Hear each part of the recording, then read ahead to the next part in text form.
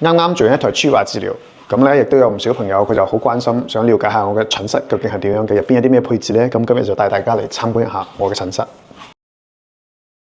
咁大家一入到嚟，首先見到咧就係呢個機器啦，呢個係一個超聲波嘅機器嚟嘅。咁通常嚟講，我哋睇靜脈曲張啊，一定要首先幫患者做一個超聲波嘅檢查啦，睇下佢靜脈曲張個根源喺邊度啦，係咩問題啦，嚴唔嚴重啦，嗰個反流嘅數據嘅情況係點啊？呢啲都係要搞清楚嘅。咁同時咧，我哋一定要所有嘅患者係企住喺度做嘅。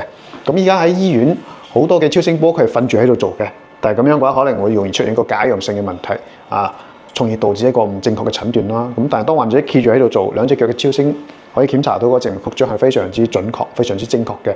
咁做完呢個超聲波之後咧，我哋可以幫患者了解到佢嘅根源喺邊度啦，依家到咗咩程度、咩階段啦。咁同時我哋可能會同佢介紹科普一下，佢靜脈曲張究竟係邊條血管出現問題啦，係大隱靜脈啦、小隱靜脈啦，定係話中間呢啲穿通靜脈有問題啦？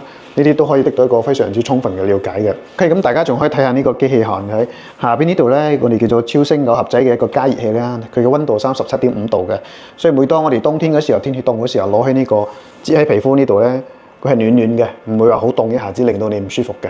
所以呢啲咁嘅細節其實我哋都有做到喺我哋日常嘅嗰個工作入邊嘅。咁其實目的係令到患者嚟到呢度唔需要緊張，可以好輕鬆、好舒服咁樣接受醫生嘅診斷同埋治療啦。咁同時，如果患者佢係需要做一個超壓治療嘅話，我哋亦都會同佢講解嗰個超壓治療佢嘅原理嘅。大家可以睇到呢兩個示意圖啊，呢個就係治療之前嘅，呢個治療之後嘅。大家見到其實所有嘅靜脈曲張都係保留翻落嚟嘅。咁超壓治療佢係針對源頭解決嗰個反流嘅問題，唔需要切除啦，唔需要消融，唔需要打硬化劑啦。超壓治療之後咧，佢靜脈壓力降低咗，佢就會慢慢縮翻去㗎啦。咁當然啦，每一個人每一個患者佢嘅病情都係唔同嘅，我哋一定要根據佢嘅情況幫佢設計一個個性化嘅一個治療方案啦。OK， 咁呢個就係我哋今日呢個診室嘅介紹啦。